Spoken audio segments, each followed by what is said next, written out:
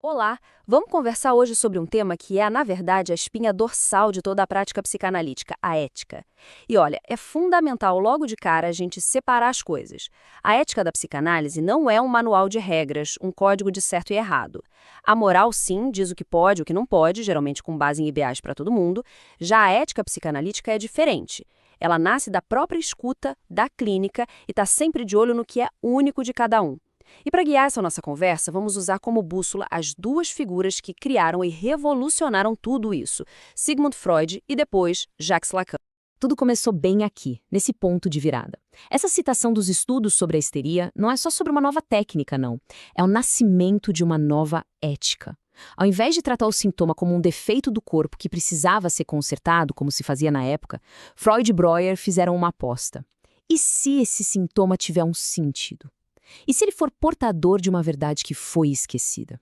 Essa é a base, a pedra fundamental da ética freudiana. Escutar o que o inconsciente tem a dizer e entender que o sujeito tem parte nisso, no seu próprio sofrimento. Então a gente pode dizer que a ética em Freud é, antes de tudo, uma ética do inconsciente. A grande sacada dele foi perceber que o sintoma não é só um problema, mas uma espécie de solução criativa, um arranjo que a pessoa encontrou para um conflito interno.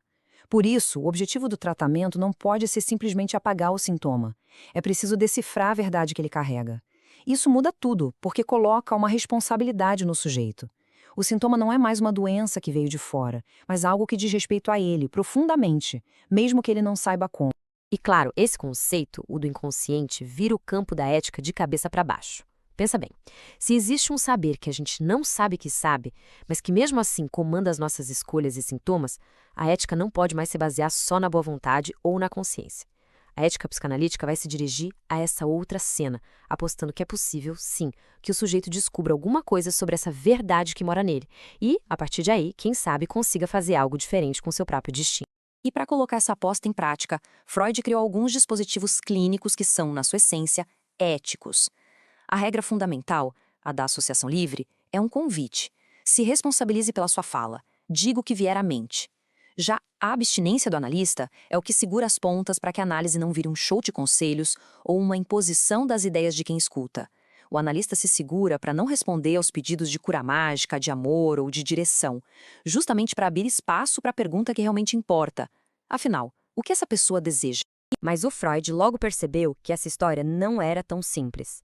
Essa ética do desejo de cada um não acontece numa bolha, né? Ela opera num campo de batalha constante. A análise acontece exatamente na linha de frente entre o que a gente quer e o que a cultura exige da gente. Lá no livro O Mal-Estar na Civilização, ele desenha bem esse impasse. É o seguinte, para a gente poder viver em sociedade, todo mundo tem que abrir mão de um tanto de satisfação.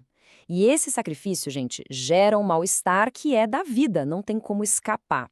A ética da psicanálise não promete acabar com esse mal-estar.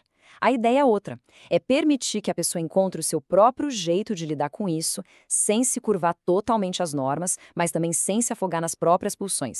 E essa tensão tem tudo, nos relacionamentos, no trabalho, no jeito que a gente fala. Ela estrutura a nossa vida. O Freud nos deu o mapa desse conflito interno. Mas foi o Jacques Lacan quem veio depois e, digamos assim, formalizou as estruturas lógicas que comandam esses laços sociais e, por consequência, os lugares éticos que a gente pode ocupar dentro deles. Então, vamos mergulhar um pouco no que o Lacan trouxe. Ele dá um passo além na ética freudiana com a teoria dos 4 discursos. Para ele, o que está em jogo na análise não é só a relação de uma pessoa com seu inconsciente, mas o lugar que essa pessoa ocupa na grande estrutura da linguagem e dos laços sociais. Quando o Lacan fala em discurso, não é só sobre palavras.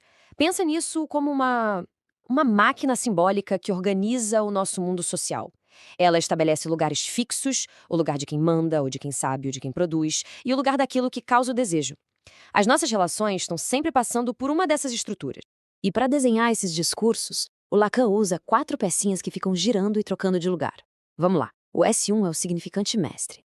É a voz da autoridade, ou é assim porque eu mando. O S2 é o saber, o conhecimento técnico, oficial. O S barrado, esse dólar, somos nós, o sujeito que é dividido pelo inconsciente, que não sabe tudo sobre si mesmo. E o objeto A grande invenção do Lacan, esse é o resto da conta, aquilo que escapa, que não se encaixa, mas que é justamente o motor do nosso desejo. Bom, e qual é a estrutura que mais a gente vê por aí? É o discurso do mestre. Nele, uma autoridade, o S1, dá uma ordem para o saber, o S2, para que ele organize o mundo e faça tudo funcionar. É o discurso do governo, da burocracia, da ciência que só quer resultado. E é aqui que mora o perigo para a clínica hoje em dia. Sabe a pressão por resultado rápido, a medicalização de tudo, a venda de uma felicidade ideal? Tudo isso é a voz do mestre moderno falando alto. E qual é o papel da psicanálise nisso tudo? É justamente virar esse jogo de ponta cabeça. A ética da psicanálise na leitura do Lacan é uma subversão calculada do discurso do mestre. O analista, por uma questão de ética, se recusa a sentar na cadeira do mestre, daquele que sabe o que é melhor para o outro. Olha só que interessante. Lacan mostra que o discurso do analista é só um giro no discurso do mestre. O analista vai se posicionar no lugar do objeto A, aquele que causa o desejo. E a partir desse lugar, ele se dirige ao sujeito ou S barrado e o provoca com uma questão. E aí, o que você quer? O objetivo não é dar um saber pronto, mas fazer com que a pessoa produza um saber novo, único, sobre o que causa o seu desejo. O contraste aqui é total, e é ele que define o campo ético. O discurso do mestre quer que todo mundo ande na linha, que tudo funcione direitinho. Já o discurso do analista faz o contrário. Ele aposta no defeito, no sintoma, como o único lugar de onde pode nascer uma verdade particular. A ética do analista é, então, sustentar esse espaço para que essa verdade possa aparecer. Ocupar esse lugar de objeto A é a manobra ética mais importante do analista. Ele não se apresenta ali como uma pessoa com seus próprios gostos e ideais, mas como um certo vazio, um enigma, que provoca o analisando a trabalhar, a falar. O analista se faz de resto, digamos assim, para que o desejo do outro possa se articular. É isso que Lacan vai chamar de o desejo do analista. Um desejo que não é pessoal, mas que é uma função, um desejo de que a análise simplesmente aconteça. Essa citação do Lacan, do seminário O Avesso da Psicanálise, é a formulação mais exata dessa posição ética. O analista não se coloca como quem satisfaz o desejo, mas como quem o causa. Sua presença, seu silêncio, uma interpretação, tudo aponta para manter viva a pergunta sobre o desejo de quem está ali, sem nunca dar a resposta de bandeja. Portanto, a posição do analista se define muito por aquilo que ele não é. Ele não é um mestre, não é professor, não é conselheiro. Sua função ética é sustentar um não saber sobre o que seria o bem do outro. Essa douta ignorância, como se diz, que abre espaço para o saber que realmente importa, o saber do inconsciente que já está com o analisando. A responsabilidade do analista é enorme. Ele é o guardião desse espaço e desse processo. E essa posição tão radical nos leva a uma conclusão que pode chocar um pouco o senso comum e as promessas de bem-estar que a gente vê por aí. A psicanálise basicamente não compra essa ideia de felicidade que virou uma mercadoria na nossa cultura. Para a psicanálise, essa ordem de seja feliz pode ser tão tirana quanto qualquer outra. Vira mais uma cobrança, mais uma regra do discurso do mestre que a gente tem que seguir e que acaba gerando mais culpa e frustração. A ética da análise não mira um estado de plenitude que, vamos combinar, é impossível. O que ela busca é uma nova maneira do sujeito se relacionar com a sua própria falta. E por que isso? Porque a verdade em psicanálise não é uma coisa completa, uma norma universal. Ela tem uma estrutura de ficção e só pode ser meio dita. Ela aparece nos nossos tropeços, nos sonhos, nas piadas. A ética do analista é justamente escutar esses deslizes da fala, porque é neles que o sujeito se revela. O fim de uma análise não é encontrar a verdade, mas construir uma verdade que sirva para aquela pessoa, que permita a ela inventar uma solução para viver. Para a formação de um psicanalista, esses pontos são tudo. A formação não é sobre aprender um monte de técnicas, mas sobre passar por uma transformação ética. E a condição número 1, inegociável, para alguém se tornar analista, é ter feito a sua própria análise, ter se deparado com seu próprio inconsciente. Essa experiência que dá o estofo para sustentar esse lugar.